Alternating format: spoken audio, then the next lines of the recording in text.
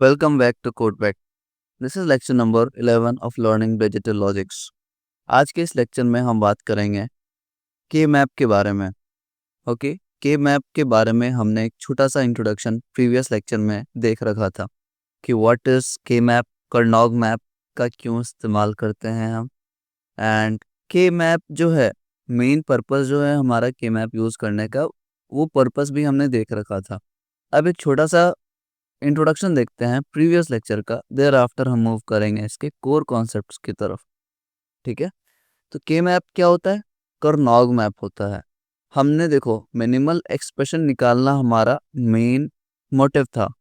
ठीक है, अगर हम ऊपर बात करें तो साइन बाइनरी नंबर्स के बाद हमारे पास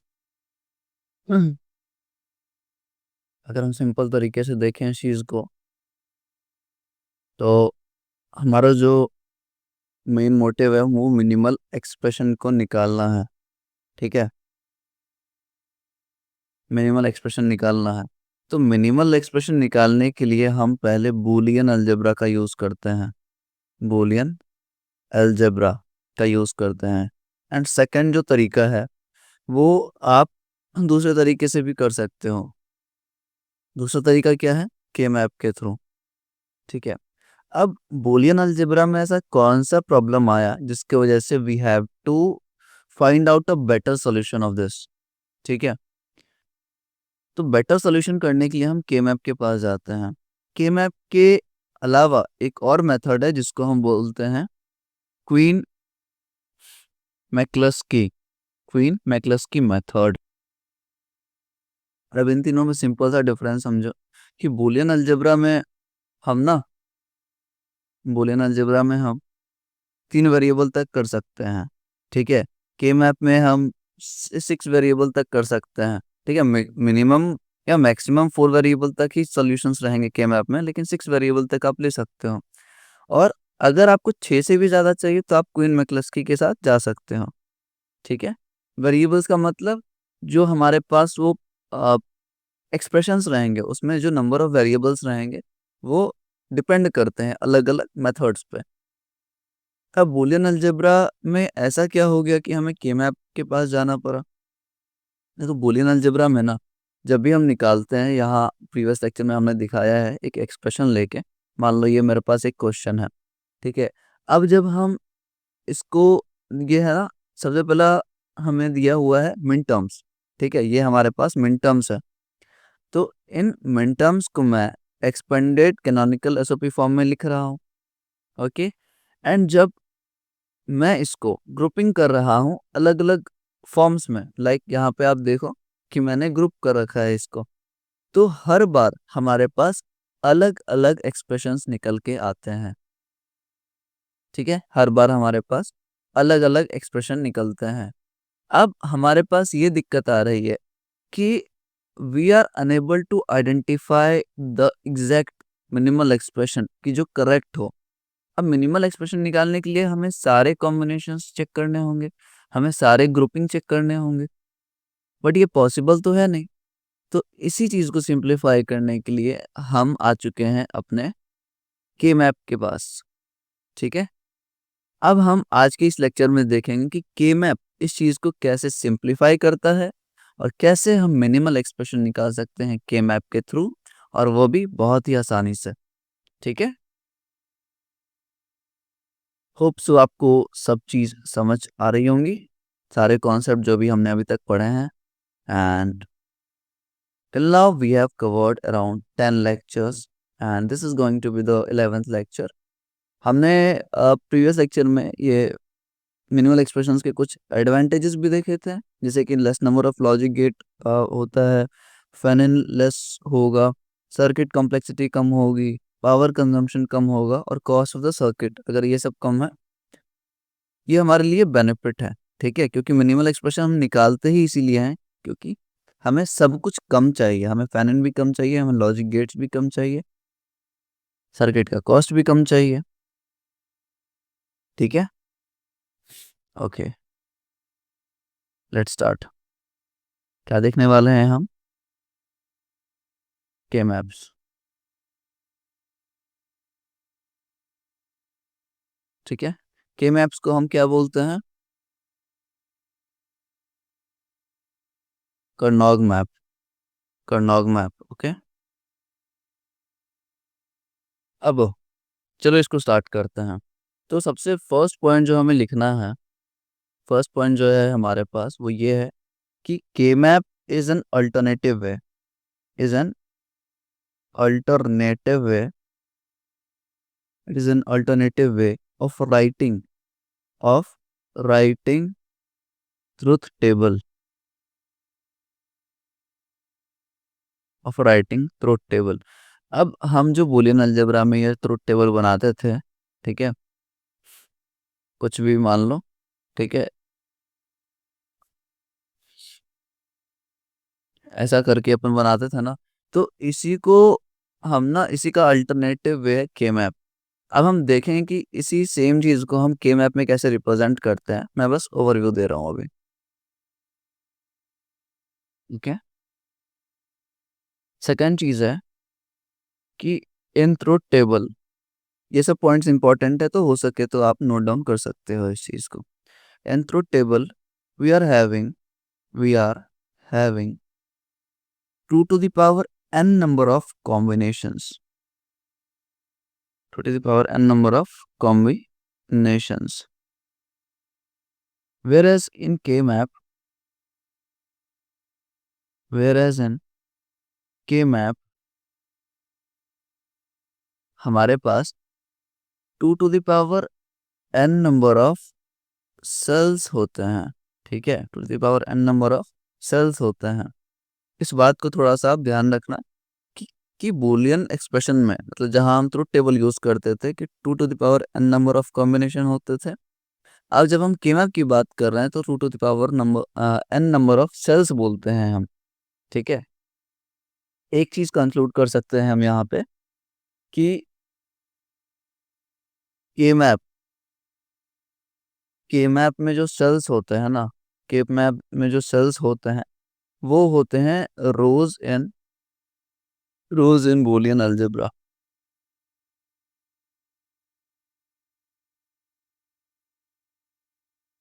ठीक है, अभी समझ नहीं आ रहा होगा शायद आप लोगों को, बट ये नोट डाउन कर लो। जब हम रिप्रेजेंटेशन देखेंगे फिर हमें समझ आएगा कि अच्छा ये स्टेटमेंट का मतलब क्या है। लेट सपोज मेरे पास ये कोई फंक्शन है, ठीक है, लेट सपोज मेरे पास कोई फंक्शन है x n-1, x n-2, dot dot dot dot x1, x0। Okay, मेरे पास ये एक फंक्शन है जहाँ पे ये x n-1 है, वो MSB है। MSB means most significant bit, and this x not और x0 is called as LSB, least significant bit. Okay, अब ये दो तीन पॉइंट आपके समझ में आ गया होगा कि एक अल्टरनेटिव तरीका होता है अपने ट्रुथ टेबल को लिखने का, जहां हम ट्रुथ टेबल में, देखो ट्रुथ टेबल में अगर हम बात करें तो लेफ्ट हैंड साइड हम डिनोट करते थे ना, 1 2 3 4 5 ऐसा करके। तो ये क्या है? ये नंबर ऑफ कॉम्बिनेशंस हैं, ये नंबर ऑफ कॉम्बिनेशन है, ठीक है। मतलब अगर मेरे पास दो वेरिएबल है तो 2 to the power 2 is equal to 4 combinations बनेंगे, ठीक है। अगर मेरे पास एक वेरिएबल है तो इसके दो 2 to the power 1, मतलब दो बनेंगे, 0 और 1। तो वही सिनेरियो यहाँ पे हम 2 to the power n में रिप्रेजेंट कर रहे हैं। समझ आया? तो ये जो कॉम्बिनेशन हम लेफ्ट हैंड साइड लिखते थे ना, के मैप में वही 2 to the power n number of cells बोलते हैं हम। कैसे रिप्रेजेंट करते हैं हम देखते हैं अभी थोड़ी देर में। समझ आया? आगे बढ़े। अब देखो, अब सबसे पहले हमें एक चीज देखना है जिसको हम बोलते हैं टू वेरिएबल, टू वेरिएबल के मैप, टू वेरिएबल के map. Okay, just hold for a second. To variable के मैप को हम देखते हैं। ओके, दो वेरिएबल के मैप का मतलब कि हमें दो वेरिएबल यूज करना है। हम दो वेरिएबल ए बी को यूज कर लेते हैं, चलो ठीक है। तो सबसे पहले ये चीज हमें देखना है कि पॉसिबिलिटी क्या क्या है। मेरे पास दो वेरिएबल है ए बी, ठीक है। अब हम किस तरीके से इसको रिप्रेजेंट करते हैं के मैप में। ओके, तो इसके रिप्रेजेंटेशन की अगर हम बात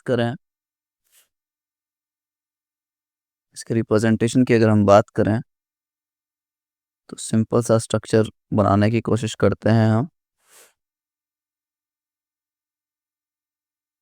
ओके, ध्यान से देखना है इस चीज को, ऐसे ही हम अपने के मैप को बनाते हैं और ये दो वेरिएबल का हम बनाने की कोशिश कर रहे हैं।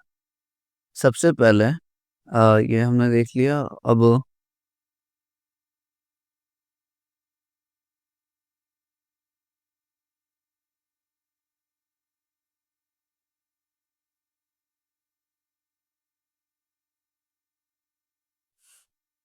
ओके, ये ना दो पॉसिबिलिटीज हम यहाँ से निकाल सकते हैं।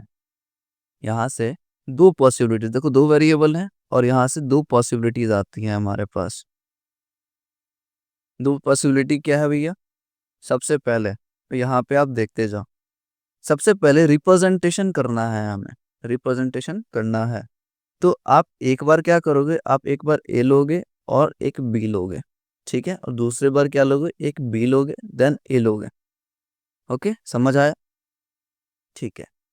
अब आप डायरेक्शन डिफाइन करो। आपने ये वेरिएबल रिप्रेजेंटेशन देख लिया, अभी बहुत कुछ करना है इसके अंदर, ठीक है। मैं कोशिश कर रहा हूँ कि जितना बेसिक हो सके उतना बेसिक से हम इसको समझने की कोशिश कर रहे हैं। तो ए बी लिख लिया, फिर आपने बी ए लिखा। अब आप डायरेक्शन डिफाइन करो कि ये जो ए बी है वो ए टू बी है या फिर बी टू ए लिखा हुआ है। तो ऑब्वियसली भैया ए टू बी ही है ना, एक्सप्रेशन में आपको दे रखा होगा ए बी सी डी। तो ए से डी की तरफ जा रहे हैं ना, डी से ए की तरफ नहीं आ रहा है, ठीक है। तो डायरेक्शन डिफाइन करो कि ए से बी की तरफ जा रहे हैं, आपको डायरेक्शन यहाँ पे बनाना है। डायरेक्शन क्यों बनाना है भैया? इसलिए क्योंकि जब आप सॉल्व करोगे तो आपको ये डायरेक्शन बहुत ज़्यादा हेल्प करेगा एक्सप्रेशन को लिखने में, ठीक है। और इस केस में ए टू बी इधर है, ठीक है, उल्टा मत लिख देना। ओके, उल्टा नहीं लिखना हमें। ए टू बी इस साइड है और इधर ए टू बी इस साइड है। ओके, अब सबसे पहले आप नंबरिंग करोगे। नंबरिंग क्या करना है भैया?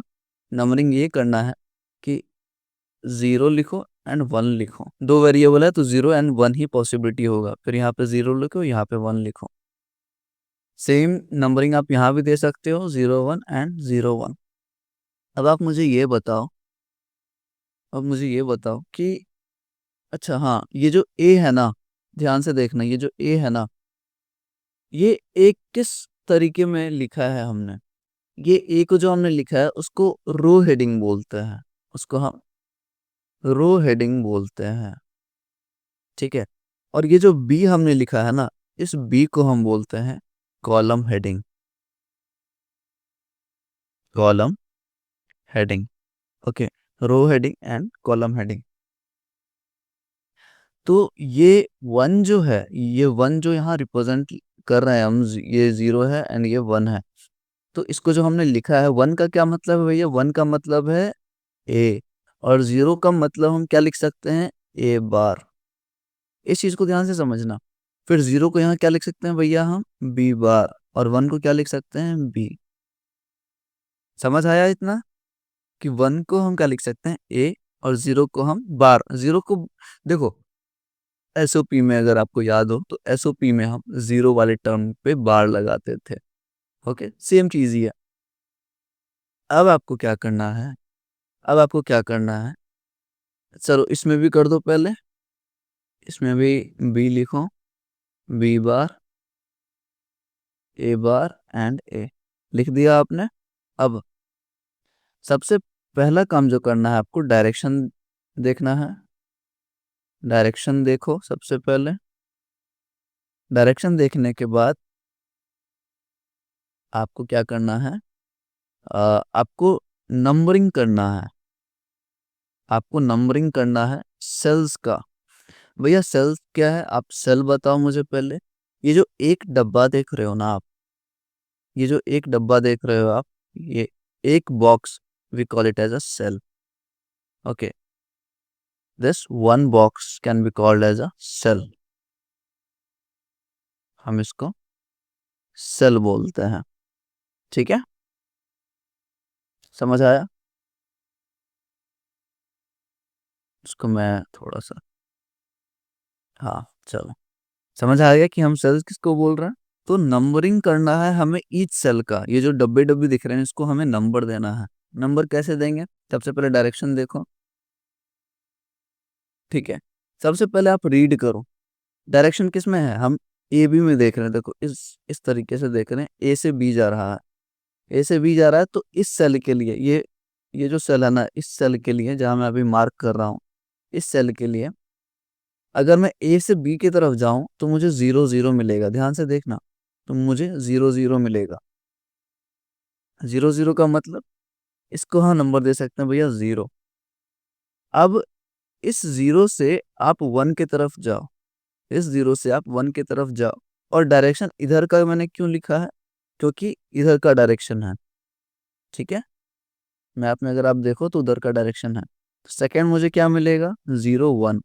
0 1 का मतलब भैया 1 होता है। ठीक है, 1 होता है। अब वापस मैं इधर नीचे से जाऊंगा, नीचे से इधर जाओ, नीचे से इधर जाओ, फिर इसी डायरेक्शन से इधर जाओ। समझ आया? तो फिर हम क्या करेंगे? फिर आपको जाना है ए से बी बार के तरफ। तो आप क्या लिख सकते हो? 1 0। 1 0 क्या हो जाएगा? 2 हो जाएगा, 1 0 2। एंड फिर 1 1, 1 1 का मतलब 3। तो टोटल नंबरिंग जो हुआ हमारा वो 0 1 2 3। ठीक है, तो ये इसको हम क्या बोलते हैं? Numbering of. ऐसे आप इसको ऐसे भी कर सकते हो, स्क्वायर में लिख सकते हो, बट मैंडेटरी नहीं है। अपने हिसाब से सारी चीजें करना। आपने नंबरिंग कर दिया। सेम चीज आप इसमें भी कर सकते हो, 0 1 2 3। देखो, इसमें आप ऐसे डायरेक्ट लिख सकते हो, लेकिन जब हम 3 वेरिएबल या फिर 4 वेरिएबल के मैप के बारे में बात करेंगे, तो आप इसको रटने की कोशिश मत करना। मैं बेसिक चीज बता रहा हूँ जो बहुत सारे स्टूडेंट करते हैं, कि आप याद कर लोगे 0 1 2 3 ऐसा लिखना है ऊपर से नीचे, बट इसको भूल के भी याद करने की कोशिश मत करना, क्योंकि कॉन्सेप्चुअली आपको आगे जाके गलत ही होने वाला है। ठीक है, जिस तरीके से हम देख रहे हैं उसी तरीके से आपको भी देखना है। अब एक बात बताओ, इसी चीज को मैं प्रूव करने के लिए मैं बता रहा हूँ कि क्या ये 0 1 2 3 हमने सही लिखा है यहाँ पे? नहीं भैया, आपने गलत लिखा है। गलत कैसे हो गया? कैसे गलत हो गया? क्योंकि भैया यहाँ पे डायरेक्शन तो देखो आप, ये ए टू बी अपोजिट डायरेक्शन में है। ए टू बी अपोजिट डायरेक्शन में है, तो एक बार चेक कर लेते हैं।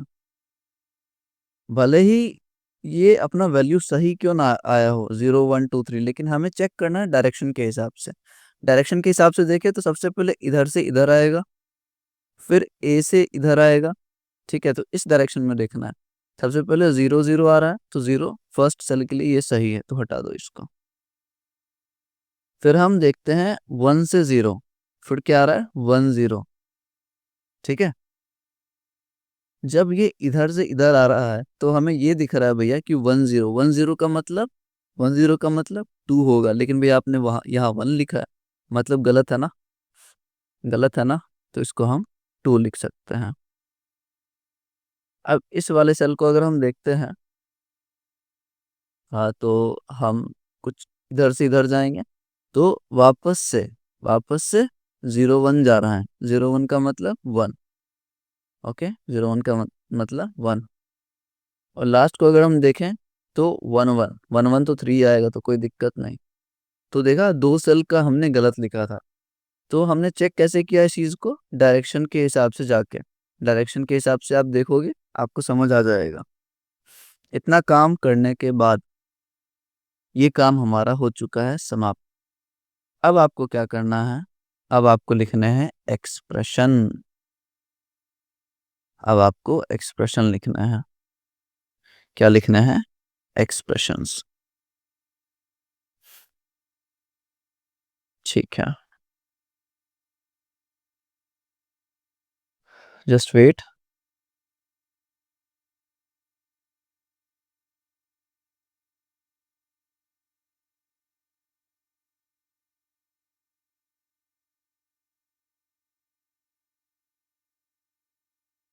तब तक के लिए आप एक बार वापस से रिवाइज करो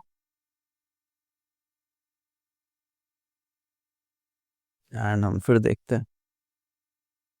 एक्सप्रेशन लिखने के लिए सबसे पहले देखो, जब हम एक्सप्रेशन की बात करते हैं, एक्सप्रेशन का मतलब क्या है कि जो भी सेल है ना हमारे पास, हम उस सेल के लिए एक एक्सप्रेशन लिखते हैं, हम एक प्रोडक्ट लिखते हैं।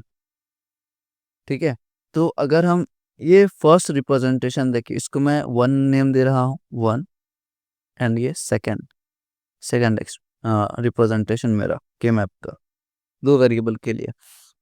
तो सबसे पहले हम बात करते हैं फर्स्ट रिप्रेजेंटेशन के लिए।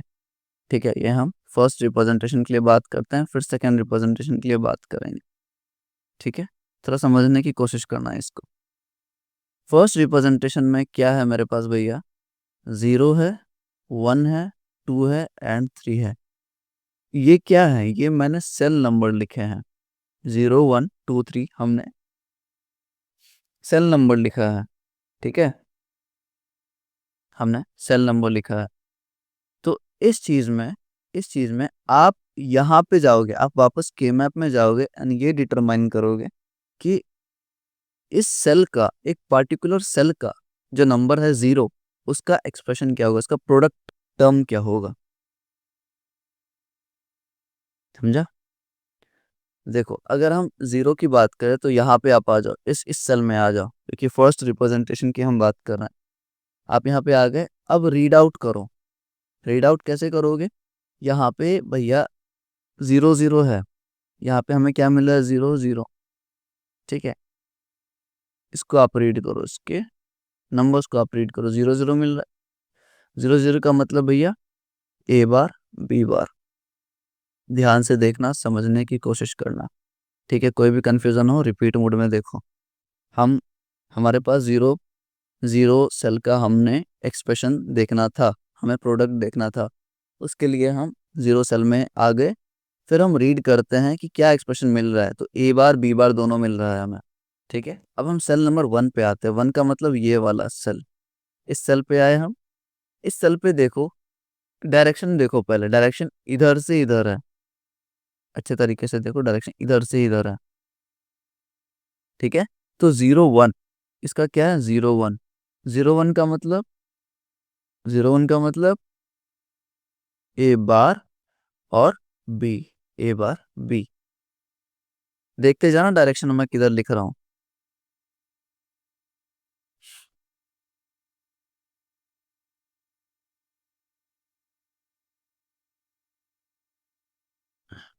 Just wait for a second. Okay, ठीक है, तो ए बार बी आ गया। अब दो के लिए लिखे अगर हम, सेकेंड सेल के लिए, मतलब इस सेल का अगर हम लिखने की कोशिश करें, तो ये मेरे पास आ रहा है वन जीरो। ठीक है, वन जीरो का मतलब ये इस डायरेक्शन में जाएगा।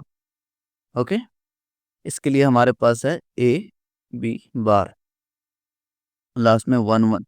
वन वन है तो ये ऐसे जाएगा, वन वन है तो ऐसे जाएगा, और इसका आ जाएगा ए बी। क्या समझ आया आपको, क्या समझ आया भैया आपको? यहाँ पे अच्छे तरीके से इसको देखो।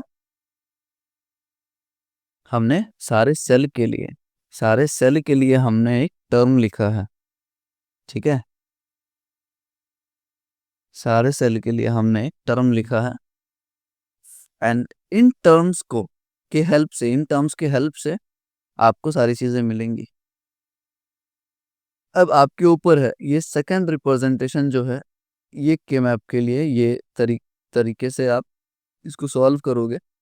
ठीक है, तो आएगी सेम चीज ही, एक्सप्रेशन आपको सेम मिलेंगे, सब चीज सेम ही मिलेंगे। क्योंकि देखो, जब भी कोई प्रॉब्लम आए, ध्यान से सुनो मेरी बात, जब भी कोई प्रॉब्लम आए आपके पास, तो आप ये दोनों रिप्रेजेंटेशन में से कोई एक रिप्रेजेंटेशन यूज कर सकते हो। माने कि कोई आपसे क्वेश्चन पूछ रहा है कि हमें मिनिमल एक्सप्रेशन निकालना है, तो बहुत सारे फॉर्म है। जैसे ये दो वेरिएबल का हमने लिखा है, यहाँ पे दो वेरिएबल का के मैप बनाया, तो इसके लिए हमने दो रिप्रेजेंटेशन यूज किया है। तो अगर आपको एग्जाम में या फिर कोई कॉम्पिटिटिव एग्जाम में ऐसा क्वेश्चन आए मिनिमल एक्सप्रेशन निकालने के लिए, तो आप किसी भी एक रिप्रेजेंटेशन को यूज़ कर सकते हो। एंड डेफिनेटली हम कुछ प्रॉब्लम्स भी देखेंगे जिससे आपको बहुत अच्छे से क्लियर हो जाएगा कि हम कैसे कर सकते हैं इस चीज़ को। ठीक है? ओके, आपने एक्सप्रेशन निकाल लिया। आप सेकंड रिप्रेजेंटेशन के लिए भी एक्सप्रेशन खुद से निकालोगे, ठीक है? कोई प्रॉब्लम आएगा तो कमेंट करोगे। एक के लिए मैंने निकाल के दिखा दिया क्योंकि अभी हमें 3 वेरिएबल्स भी देखना है, हमें 4 वेरिएबल्स भी देखना है। तो मैं सबका एक-एक रिप्रेजेंटेशन डिफाइन करूँगा, बताऊँगा और दूसरा आपको खुद करना है। ठीक है? हमारे पास क्या आ गया भैया? हमारे पास आया ये एक्सप्रेशन, ठीक है? हर एक सेल के लिए हमारे पास एक्सप्रेशन आ चुका है। एक्सप्रेशन को करो साइड अभी, इसको 1 नाम दे के साइड कर दो अभी। अब हम बात करते हैं एक टॉपिक के बारे में जिसको हम बोलते हैं एडजेसेंट सेल्स।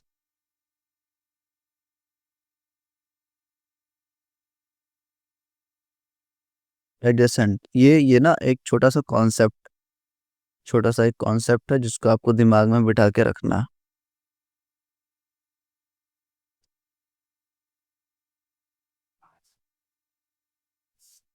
एडजेसेंट सेल का मतलब क्या होता है? एडजेसेंट का मतलब होता है बाजू में। अगर अपन हिंदी में बात करें इस चीज को, तो हम सिंपल टर्म्स में हिंदी में कैसे बोल सकते हैं कि आपके आसपास कौन बैठा है। आप अगर अपने क्लास में बैठे हो, आप अपने कॉलेज में बैठे हो, तो आपके अगल बगल कौन है, आपके एडजेसेंट साइड में कौन बैठा हुआ है। तो उसी तरीके से हम के मैप में भी एक एडजेसेंट सेल नाम देते हैं। ठीक है, इसको डिफाइन करते हैं। सबसे पहले डिफाइन कैसे कर सकते हो? ठीक है, in in general if any if any two cell products, ध्यान से समझना इसको, if any two cell products differ in only one variable, then they are called as adjacent cell। ऐसे लिख रहा हूं मैं।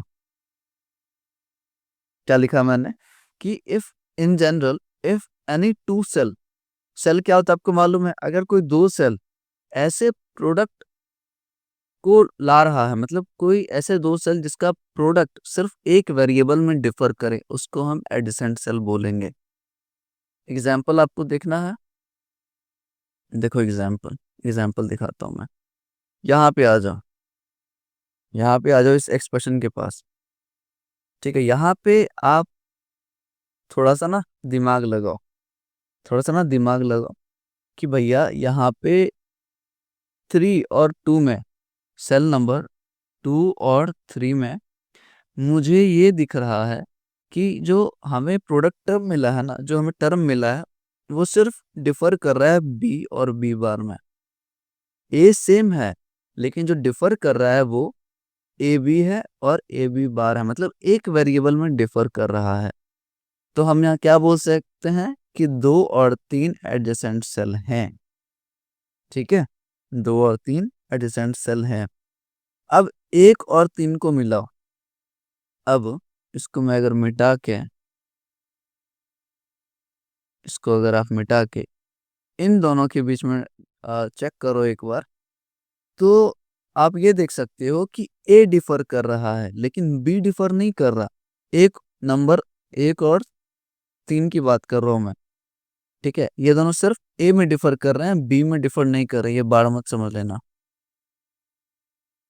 ठीक है, ये सिर्फ ए में डिफर कर रहे हैं, बी में डिफर नहीं कर रहे। तो 1 और 3 भी क्या है? Adjacent cell. समझ आया? समझ आया?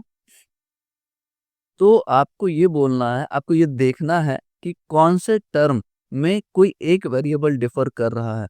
तो यहाँ पे आप लिख सकते हो, इस वाले रिप्रेजेंटेशन में भैया, इस वाले रिप्रेजेंटेशन में 2 3 एडजेसेंट सेल हैं और 1 3 एडजेसेंट सेल हैं। ये बस एक एग्जाम्पल है। इसके अलावा भी हमारे पास एडजेसेंट मौजूद हैं इस रिप्रेजेंटेशन में। ठीक है, आपको हर एक सेल के लिए एडजेसेंसी मालूम होनी चाहिए। समझ आया? हर एक सेल का एडजेसेंट मालूम होना चाहिए।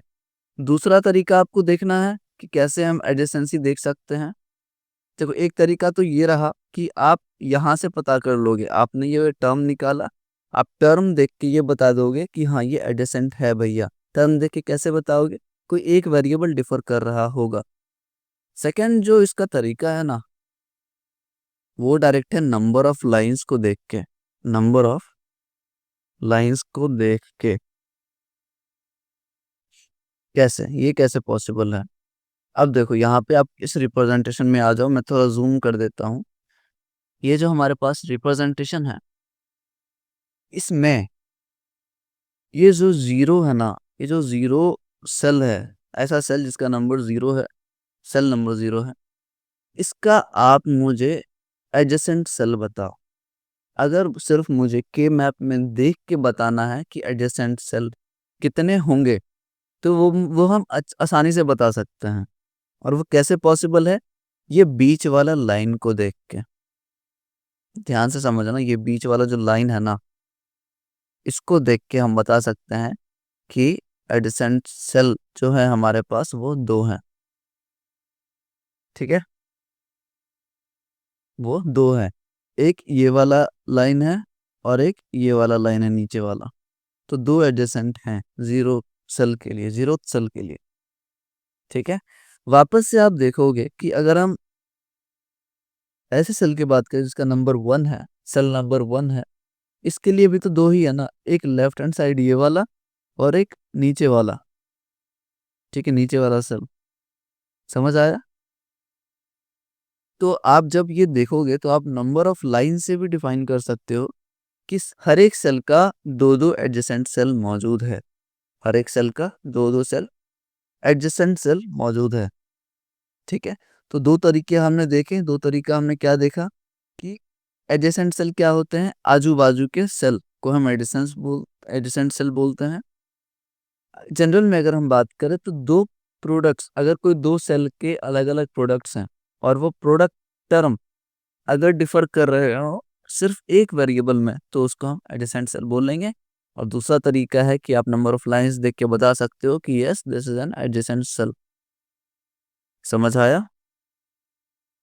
समझ आया? ठीक है, अब एक चीज आप दिमाग में बिठाओ। एक सेंटेंस बोलूंगा जो कि आपको नोट करना है।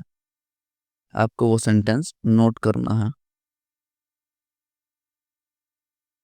नोट क्या करना है? कि for every cell, for every cell in two variable के मैप, इन टू वेरिएबल के map, there is always, there is always two adjacent cell. क्या लिखा है मैंने? फॉर एवरी सेल इन दो वेरिएबल के मैप, अगर आपका जो के मैप है वो दो वेरिएबल का है, तो टोटल नंबर ऑफ एडजेसेंट जो हर एक सेल के लिए होंगे वो नंबर ऑफ दो होंगे। ठीक है, दो वेरिएबल के मैप के लिए दो नंबर ऑफ वेरिएबल अगर है तो दो नंबर ऑफ एडजेसेंट सेल भी होगा। ठीक है, समझ आया? तो ये रहा दो वेरिएबल के मैप का आपके पास एक छोटा सा एग्जाम्पल। आप स्क्रीनशॉट ले सकते हो।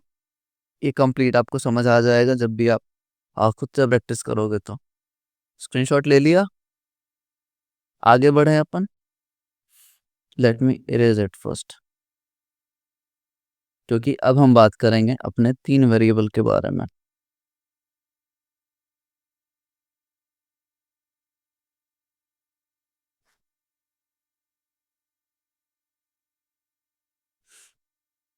ओके, समझ आ रहा है? चलो अपन अब तीन वेरिएबल के ऊपर बात करते हैं।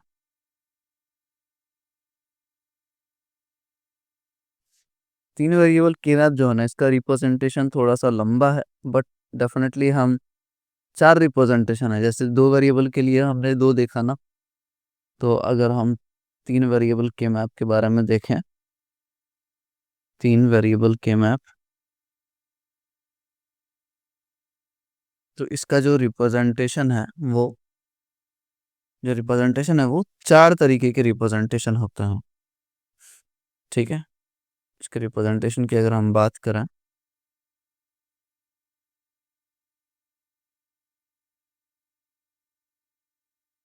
तो ये चार तरीके के होते हैं। वेट,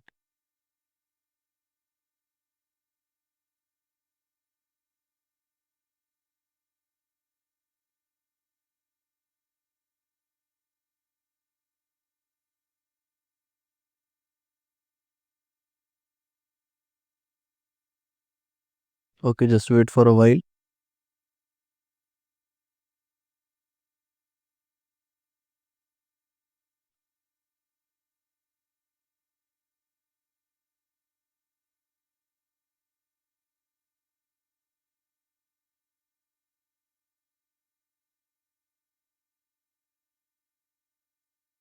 ओके, तो स्टार्ट करते हैं वापस से अपन तीन वेरिएबल के मैप के बारे में।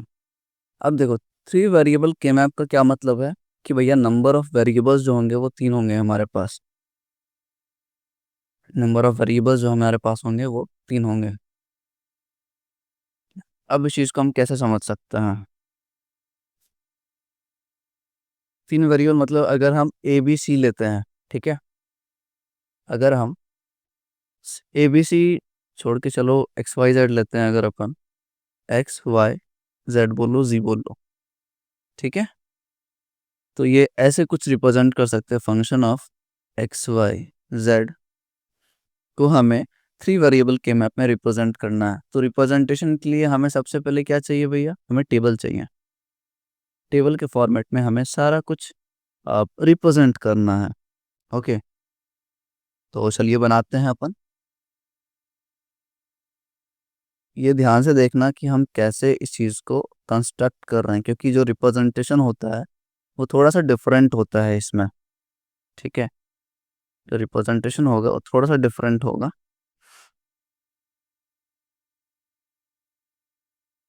ओके,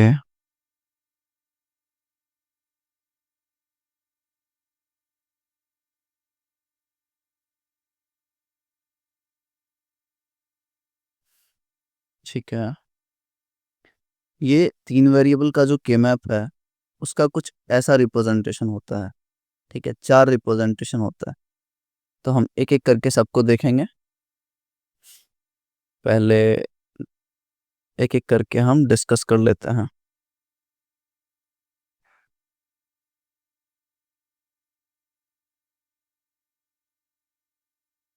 आप लोग भी अगर मन करे तो बना लो, क्योंकि ये बहुत ही सही तरीका है। Okay,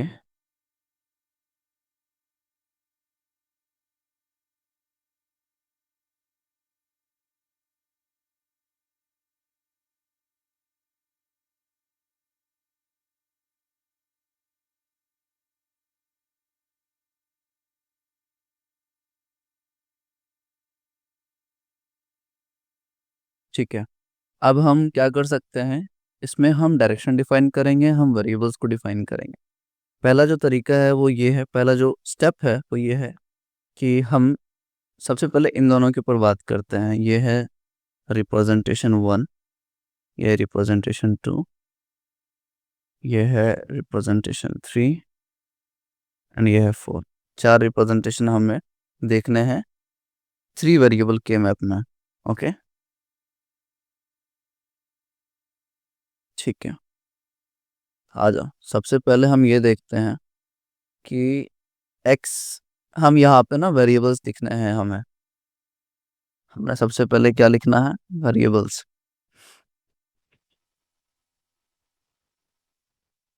x Y Z. ठीक है, क्या लिखा हमने? X Y Z. सेकेंड के लिए हम लिख सकते हैं एक्स वाई और जेड। देखो कैसे हम इस चीज़ को लिख रहे हैं, वो ध्यान से देखना। ठीक है, थर्ड जो है वो जेड, जेड वाई एक्स है।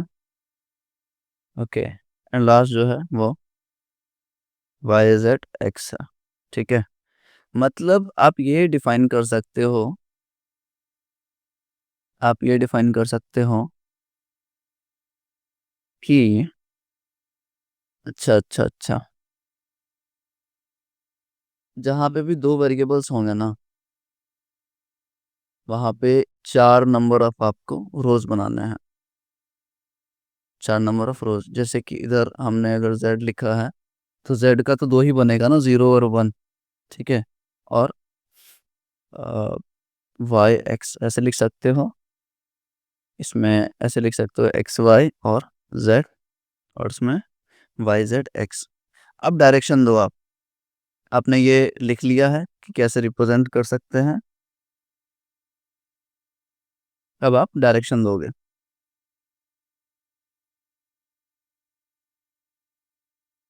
सबसे पहले एक्स वाई जेड फंक्शन देख के आपको ये समझ आ जाएगा, इसलिए फंक्शन देते हैं ताकि डायरेक्शन पता चल सके। तो एक्स से वाई जेड की तरफ जा रहा है, फिर एक्स से वाई जेड की तरफ जा रहे हैं, डायरेक्शन देखो। पहले एरो बनाना सीखो, एरो कैसे बना सकते हैं। फिर एक्स वाई जेड इधर आएगा, फिर एक्स वाई जेड इधर आएगा। तो चारों का डायरेक्शन हमने डिफाइन कर दिया। डायरेक्शन डिफाइन करने के बाद, डायरेक्शन डिफाइन करने के बाद हम क्या करेंगे, हम हम बाइनरी फॉर्मेट में सबका नंबर लिखेंगे। ध्यान से देखना। अब एक्स के लिए क्या हो जाएगा, 0 और 1। जेड के लिए क्या हो जाएगा, 0 और 1। ओके, सिमिलरली जेड के लिए 0 और 1, सिमिलरली एक्स के लिए 0 और 1। ठीक है, 1 का मतलब एक्स, 0 का मतलब एक्स बार, 1 का मतलब जेड, 0 का मतलब जेड बार। ओके, जेड का मतलब, सॉरी 1 का मतलब Z bar, sorry Z, and 0 का मतलब जेड बार। ओके, 1 का मतलब एक्स बार, 0 का मतलब एक्स बार, एंड यहाँ पे एक्स, 1 का एक्स हो जाएगा। समझ आया, हमने ये लिख लिया। अब यहाँ पे आपको नंबरिंग देना है। कैसे भैया, 0 0, 0 1, 1 0 और 1 1। ध्यान से देखना मैं क्या लिख रहा हूँ। मैंने नंबरिंग दिया क्योंकि दो वेरिएबल है, तो दो वेरिएबल के लिए जो हमारे पास कॉम्बिनेशन बनेंगे वो चार बनेंगे। टोटल नंबर ऑफ कॉम्बिनेशन कितने बनेंगे, चार। चार को हम लिख रहे हैं 0 0, 0 1, 1 0 और 1 1। लेकिन क्या ये इसी प्रकार से लिखते हैं हम, इसी तरीके से लिखते हैं? नहीं भैया, ये जो आप लिख रहे हो, ये जो आपने रिप्रेजेंटेशन किया, ये गलत किया है। कैसे गलत किया है भैया, देखो। जब हम डिजिटल लॉजिक पढ़ रहे हैं तो हम इसको ऐसे रिप्रेजेंट नहीं करते हैं। हम कैसे करते हैं रिप्रेजेंट, ये जो 1 0 और 1 1 लिखा है ना, इसको जस्ट अपोजिट कर दो। हम कैसे लिखते हैं, 1 1 और 1 0 ऐसे लिखते हैं। ठीक है, ये हम क्यों लिखते हैं ऐसा, बताओ। 0 0, 0 1, 1 1 और 1 0। भैया हम 1 0 पहले तो लिख सकते थे, लेकिन हम बाद में क्यों लिख रहे हैं। सिमिलरली इसका इसका जो रीजन है वो मैं थोड़ी देर बाद बताऊंगा आप लोगों को, फिलहाल के लिए लिख लो इसको ऐसे। फिर 0 0, 0 1, 1 0 और 1 1। देख लेना कैसे लिख रहा है, 0 0, 0 1, 1 0 और 1 1, 0 0, 0 1, 1 1 और 1 0। समझ आया, सबका नंबरिंग हमने कर दिया। अब नंबरिंग के हिसाब से सेल नंबर डिफाइन करो। नंबरिंग के हिसाब से सेल नंबर हमें डिफाइन करना है। तो इस रिप्रेजेंटेशन में जो पहला रिप्रेजेंटेशन है ना, इसमें बात करते हैं। ठीक है, मैं सिर्फ इन दोनों के ऊपर बात करूंगा, इन दोनों के ऊपर बात करूंगा। बाकी जो राइट हैंड साइड में आप देख रहे हो, इसके ऊपर आप काम करोगे। समझ आया, इसके ऊपर आप काम करोगे। सिमिलरली देखो एंड उसको फॉलो करो। ठीक है, हाँ, सबसे पहले इस वाले फर्स्ट रिप्रेजेंटेशन की बात करते हैं। यहाँ पे हमें क्या करना है, सबसे पहले सेल नंबर डिफाइन करना है। सेल नंबर कैसे डिफाइन करोगे? डायरेक्शन देखोगे सबसे पहले। डायरेक्शन भैया एक्स से वाई जेड की तरफ है। एक्स से वाई जेड की तरफ है तो 0 0 0 के लिए 0 हो जाएगा। 0 0 1 के लिए क्या हो जाएगा भैया? 1 हो जाएगा। 0 1 1 के लिए क्या हो जाएगा? 3 हो जाएगा। 0 1 0 के लिए क्या हो जाएगा? 2 हो जाएगा। देख रहे हो, ये नंबरिंग भी चेंज कर रहा है। 0 1 2 3 नहीं है, 0 1 3 2 है। वापस से 1 0 0 का मतलब 4 हो जाएगा। 1 0 1 का मतलब 5 हो जाएगा। 1 1 1 का मतलब क्या हो जाएगा? 5 का हो जाएगा यहाँ पे अपने पास 7, राइट? 7 और इधर हो जाएगा 6। ओके, 1 0 1 1 0 का 6 हो जाएगा। तो हमने नंबरिंग कर दिया। सिमिलरली अब मैं नीचे वाले में नंबरिंग कर रहा हूँ। डायरेक्शन देखो, एक्स वाई जेड वही है डायरेक्शन। तो क्या हो सकता है? 0 0 0 का 0 0, 0 0 1 का 1, 0 1 0 का 2, 0 1 1 का 3। ठीक है, 1 1 0 का हो जाएगा 2 4 6। 1 1 1 का हो जाएगा तुम्हारा 7। 1 0 0 का हो जाएगा 4। 1 0 1 का हो जाएगा 5। समझ आया? देख लो कैसे डिफरेंस आ रहा है। इस रो में डिफरेंस आया, इस रो में डिफरेंस आया, और इस कॉलम में डिफरेंस आया। ध्यान से देखना डिफरेंस कहाँ पे आ रहा है। ठीक है, और डिफरेंस किस वजह से आया है? क्योंकि यहाँ पे हमने 1 1 लिया है, इसलिए डिफरेंस आ रहा है, क्योंकि हमने यहाँ पे 1 1 लिया है। समझ आया? अगर 1 0 लेते तो वो सेम सेम रहता, सीक्वेंस में रहता वो। अभी हम थोड़ी देर में देखेंगे कि हम ये ऐसा क्यों लेते हैं। समझ आ गया आपको? आ गया समझ? अब देखो, आपने ये लिख लिया। अब सब के लिए ना टर्म लिखो। सब सब सेल के लिए, हर एक सेल के लिए आप टर्म लिखोगे। टर्म क्या हो जाएगा वो हम सेल के अंदर ही लिखेंगे। ध्यान से देखना। सेल नंबर 0 के लिए, ठीक है, सेल नंबर 0 के लिए टर्म क्या हो जाएगा? अच्छा, सबसे पहले आप ये लिखो कि ये वाई जेड, ये हो जाएगा वाई जेड बार, वाई बार जेड, और वाई बार, वाई बार जेड बार। कोई दिक्कत नहीं है ना? अपन ऐसा लिख सकते हैं। नीचे आओ, नीचे भी आपको ऐसे ही लिखना है। X bar Y bar, x bar y, x y, x Y bar. कोई चीज़ गलत है? नहीं है। ठीक है, आप लोग देख लें कि हम ऐसे ही लिख सकते हैं इसको। अब अगर हम बात करें कि हमें टर्म लिखना है, तो टर्म हम ऐसे लिख सकते हैं। देखो, 0 0 0 के लिए हम लिख सकते हैं x bar, Y bar, Z बार। ध्यान से देखना कैसे हम लिख रहे हैं। ओके, फिर हम लिख सकते हैं x bar, Y bar, z. फिर हम लिख सकते हैं x bar, Y Z, x bar Y Z, x bar Y Z bar. ठीक है, फिर हम 4 के लिए लिखेंगे x, x Y bar Z bar, x Y bar Z, x Y Z, x Y Z, x Y Z bar. ऐसा लिख सकते हैं। हर एक सेल के लिए हम टर्म डिफाइन कर रहे हैं, ज्यादा कुछ लेंदी नहीं कर रहे हैं। We are only defining the terms. ठीक है, similarly you have to do this in the second third representation. इसमें अगर हम रिप्रेजेंट करें तो आ जाएगा X bar Y bar Z bar. ठीक है, x bar Y bar Z, x bar Y Z bar, x bar Y Z, x Y Z bar, x Y Z, x Y bar Z bar, x Y bar Z. समझ आया? तो ऐसे हम terms हमने define कर दिए। ठीक है, अब जो टर्म आता है, अब जो कॉन्सेप्ट आता है, वो एडजेसेंट सेल का आता है कि किसी भी एक सेल को पकड़ो एंड उसका एडजेसेंट सेल पता करो। मान के चलो मैं इस 5 वाले के लिए मैं थोड़ा सा कलर चेंज कर दूं ताकि आपको दिक्कत ना हो। ये जो सेल नंबर 5 है, सेल नंबर 5 जो है, इसका we need to find the number of adjacent cells, ठीक है, we need to find the adjacent cell of this cell। इसका अगर adjacent cell अपने को पता करना हो, इसका अगर अपने को adjacent cell पता करना हो तो हम कैसे करेंगे?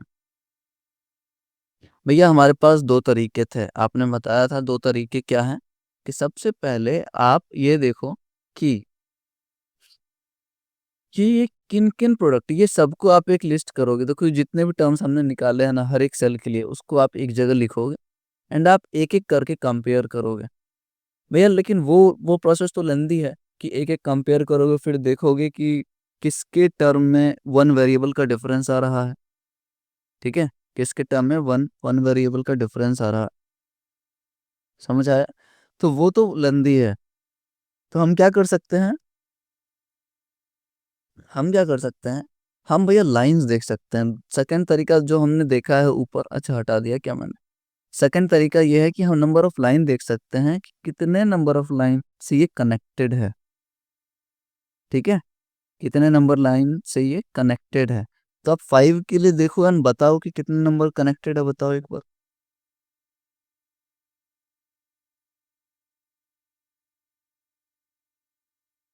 बताओ। ये 5 के लिए हम देख पा रहे हैं कि भैया यहाँ पे ये 4 से कनेक्टेड है, ध्यान से देखना, ये 4 से कनेक्टेड है, दो बना रहा हूँ, ये 1 से कनेक्टेड है और ये 7 से कनेक्टेड है, ये 3 से कनेक्टेड है, ठीक है, ये 3 से कनेक्टेड है, 3। तो आप ये देख पा रहे हो कि भैया यहाँ पे मुझे 3 एडजेसेंट सेल मिले हैं, ऐसे लिख रहा हूँ मैं, 3 एडजेसेंट सेल मिले हैं मुझे, किस सेल के लिए, नंबर 5 के लिए। तो क्या मुझे हर एक सेल के लिए, मतलब अगर मेरे पास nth नंबर ऑफ सेल है, तो nth नंबर ऑफ सेल के लिए भी मुझे 3 एडजेसेंट सेल ही मिलेंगे?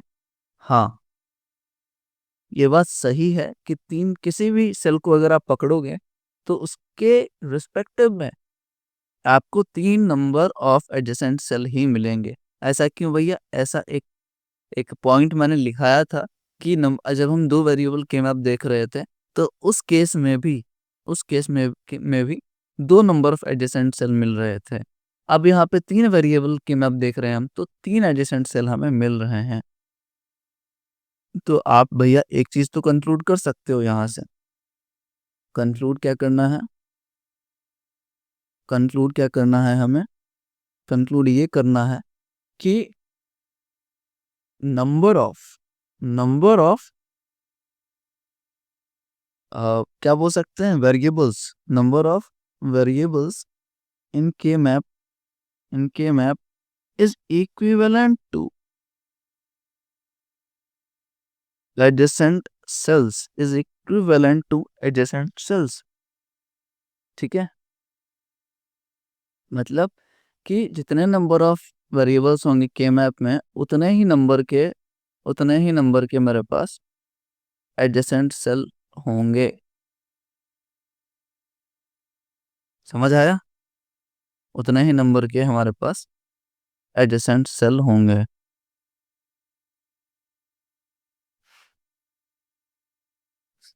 ठीक है यार, देख लेना।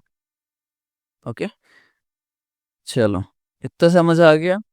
अब हम, पहले तो स्क्रीनशॉट लेना है तो ले सकते हो, और मैंने दो जान के आप लोगों के लिए छोड़ा है, दो रिप्रेजेंटेशन, 4 रिप्रेजेंटेशन है 3 वेरिएबल में हमारे पास, जिसमें से मैंने 2 किया और 2 आप लोग करोगे, ठीक है। बाई चांस अगर कोई क्वेश्चन आता है इससे रिलेटेड, के मैप से रिलेटेड, तो ज़रूरी नहीं है कि आप चारों रिप्रेजेंटेशन बना के हर एक में सॉल्व करो। आपको जो सिंपलेस्ट लगता है रिप्रेजेंटेशन, वो आप यूज़ करके अपने प्रॉब्लम को सॉल्व कर सकते हो। इसको मैं करके भी दिखाऊंगा, बट अभी के लिए आप पहले तो स्क्रीनशॉट लो, फिर हम बात करते हैं आगे, ठीक है। अब कुछ पॉइंट्स हैं जो आप लिखोगे, ठीक है, पॉइंट्स अपन लास्ट में लिख लेंगे, कोई दिक्कत नहीं है, ठीक है। अब हम आते हैं 4 वेरिएबल के मैप के ऊपर, इसका स्क्रीनशॉट ले लिया, चलो मैं इरेज कर रहा हूँ।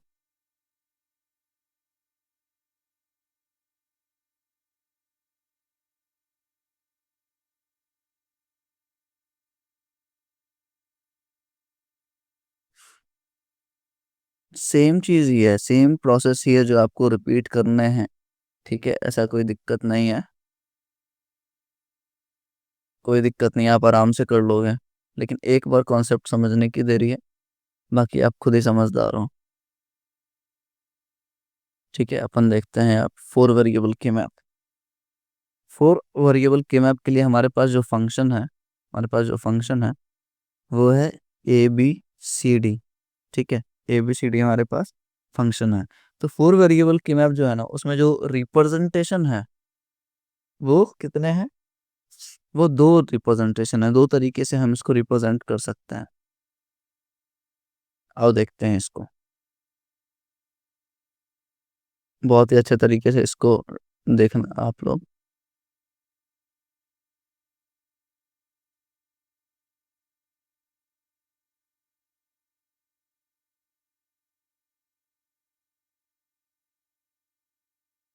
ठीक है,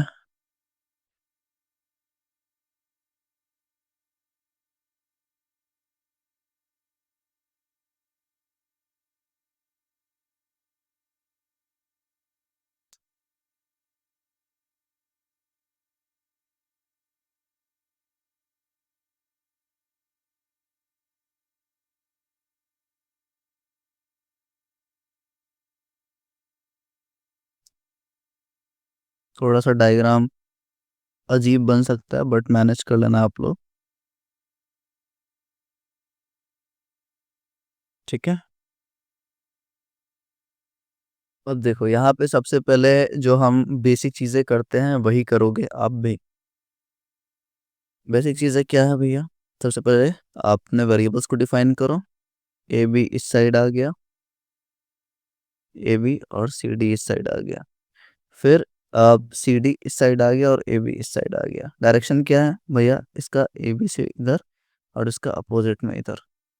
ओके, अब आप नंबरिंग करना चालू करो।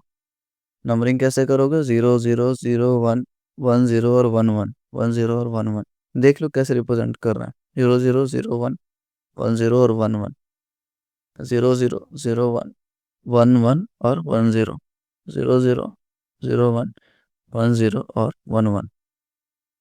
ठीक है, कोई दिक्कत नहीं। इसके लिए आप टर्म्स को डिफाइन करो बाहर पहले। तो इसके लिए हो जाएगा a b bar, a b, a bar b, a bar b bar. ठीक है, कोई दिक्कत? इधर हो जाएगा c, c d bar, c d, c bar d, c bar d bar. इसके लिए हो जाएगा c d bar, c d bar, c d, c d, c bar d and c bar d bar, c bar d bar, c bar d, c d and c d bar. Sorry, ए है ना ऊपर, अभी C D पे जा रहा हूँ, रुक जाओ। ठीक है, ए बार, बी बार, ए बार, बी, ए, बी, ए, बी बार। ठीक है, कोई दिक्कत? इतना समझ आ गया? अब हम सेल सेल नंबरिंग करेंगे। Just wait for a while, let me have some water first. तब तक आप लोग आगे का सोचो, आगे का डिफाइन करो।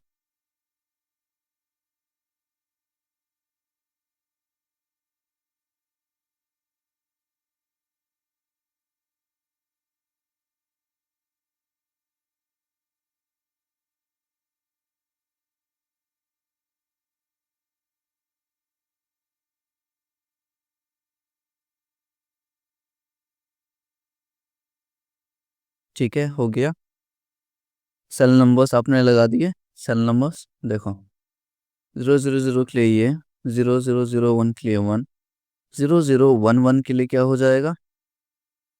3, फिर 2। मैं अब डायरेक्ट लिख रहा हूँ, ठीक है, ज़्यादा दिमाग नहीं लगाना, आप लोग चेक कर लेना। 0 5 7 6, 8 9 10 11 एंड 12 13 14 और 15। ठीक है, इसमें क्या हो जाएगा? सबका सेम समझने की कोशिश मत करना, मैंने पहले ही बताया था कि सब सेल नंबर्स अलग अलग होंगे। और वो अलग इसलिए होंगे क्योंकि वो डायरेक्शन पे डिपेंड करता है किस डायरेक्शन में आप ले रहे हो उसको। 0 4 12 8 9 11 10 14 6 3 7 15 13 5 1। Okay okay okay. 10 1000 को क्या हो जाएगा? ये अपोजिट डायरेक्शन ले रहा है ना, तो 0 0 1 0 2 हो जाएगा इसका। डायरेक्शन के हिसाब से आप नंबरिंग कर चुके हो, ठीक है। अब जो भी सेल है उस सेल का आप प्रोडक्ट टर्म निकालो। टर्म क्या निकलेगा वो आपके ऊपर है। टर्म क्या निकलेगा वो आपके ऊपर है। हम एक दो टर्म निकाल के देखते हैं, ठीक है। मान लो ये 5 का चाहिए अपने को, ठीक है। ध्यान से देखना क्योंकि हम इसके ऊपर, इस चीज़ के ऊपर हम अपने सॉल्यूशंस को देखने वाले हैं। मान लो ये 5 सेल जो है ना, कि 5th सेल के लिए अपने को नम देखने हैं टर्म। टर्म क्या हो जाएगा? टर्म हो जाएगा इसका ए bar B C bar D. सही है क्या? ए bar B C bar D. अपन इस 10 के लिए अगर देखें, इस 10 के लिए अगर देखें, इस सेल के लिए, तो क्या हो जाएगा? A b bar c d बार, ठीक है। अब आपको समझ आ रहा होगा कि कैसे हम डिफाइन करते हैं, कैसे सारा कुछ हम प्रोसेस करते हैं, ठीक है। अब इस चीज में, अब यहाँ पे हाँ, दो क्वेश्चन है यहाँ पे। आओ देखते हैं। सबसे पहले इस जो सेल है, ये जो सेल मैं हाईलाइट कर रहा हूँ सेकेंड रिप्रेजेंटेशन में 13, इस 13 का आप लोग मुझे बताओ, इस 13 का आप लोग मुझे बताओ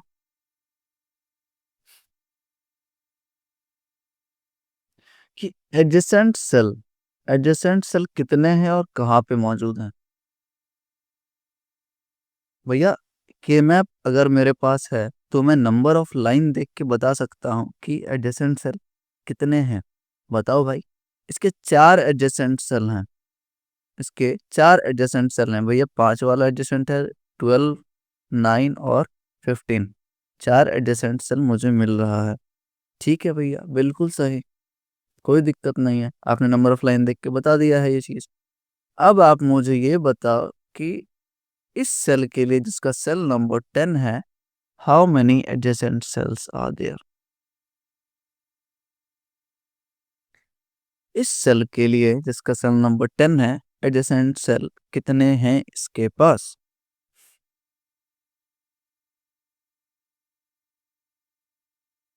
बताओ।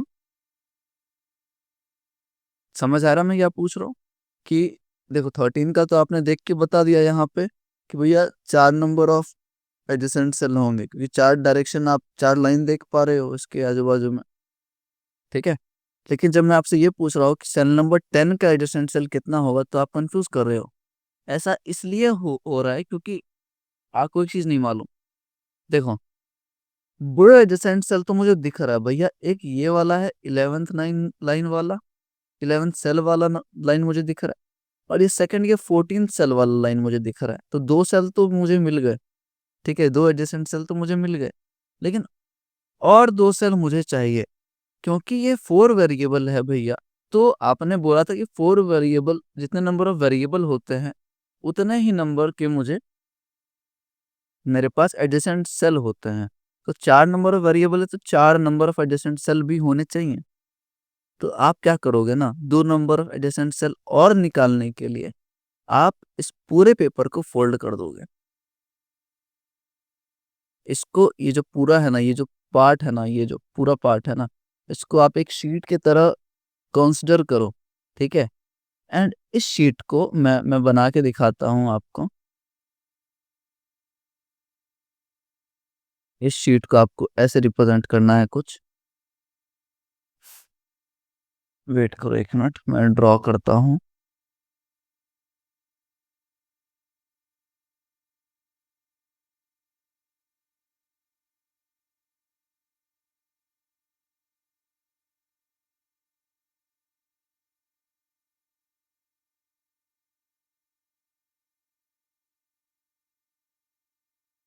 ठीक है, ये ना बस इतने पार्ट तक का है, ध्यान से देखना, ये बस इतने पार्ट तक का है। मैं शो करने की कोशिश करता हूँ, वैसे दिक्कत तो नहीं होना चाहिए। ये ना इसका आधा पार्ट है, इसका आधा पार्ट है, समझ आया? तो मैंने क्या किया है भैया, यहाँ पे हमने ये किया है कि इसको ना फोल्ड कर दिया, इस पार्ट को, इस पार्ट को, इस पार्ट को, ये दोनों सेल को हमने यहाँ पे फोल्ड कर दिया, इस पे ओवरलैप करा दिया। ठीक है, आप कर सकते हो ना, राइट टू लेफ्ट फोल्ड कर सकते हो ना, तो हमने सेम चीज किया है, इसको फोल्ड कर दिया। तो अब क्या हो गया, ये ये जो 10 है ना, इसका ये वाला पार्ट का ये वाला एडजेसेंट सेल हो गया। ध्यान से समझना, इसको जब मैंने फोल्ड किया राइट हैंड साइड से, तो ये वाला एडजेसेंट सेल हो गया इसका। एंड जब आप इसको ऊपर की तरफ, जब आप इसको ऊपर की तरफ फोल्ड करोगे, इस पार्ट को, इस दोनों पार्ट को, इस दोनों पार्ट को जब आप ऊपर की तरफ फोल्ड करोगे, तो एक एडजेसेंट सेल आपका ये बन जाएगा, एक एडजेसेंट सेल आपका ये वाला बन जाएगा। समझ आया मैं क्या कहने की कोशिश कर रहा हूँ? हाँ, थोड़ा सा लेंदी है diagram, but I want you to understand this concept very well.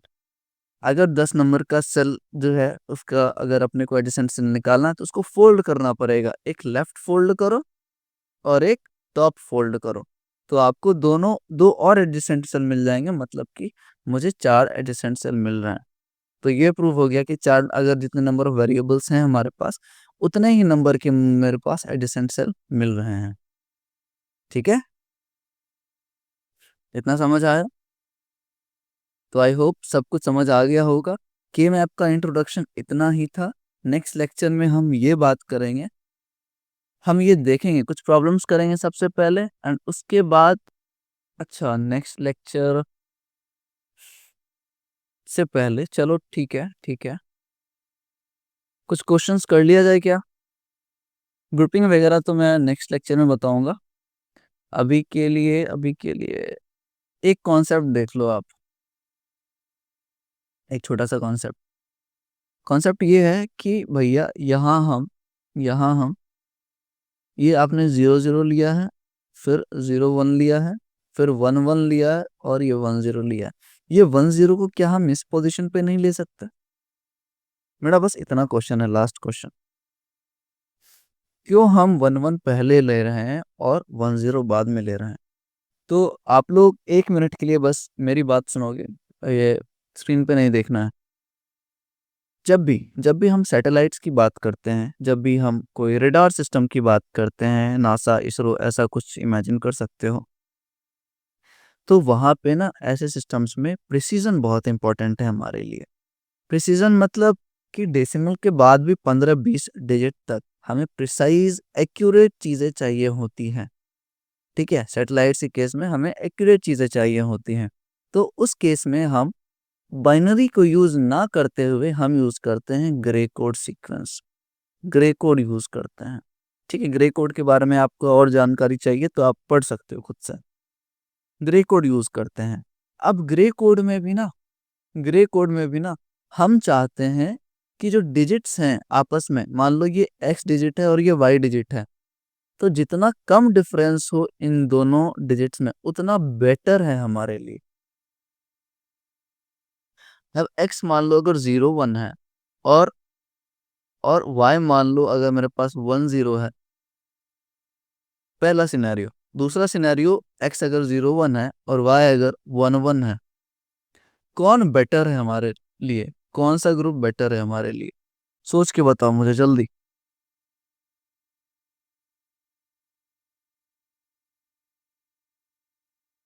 कौन सा ग्रुप बेटर है हमारे लिए?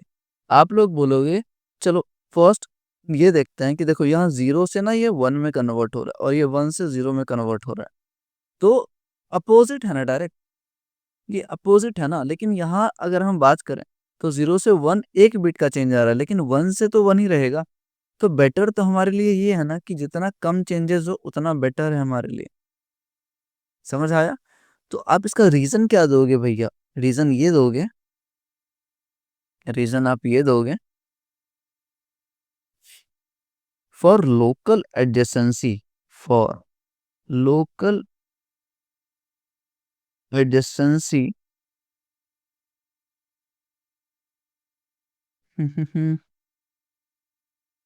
and and easy grouping of easy grouping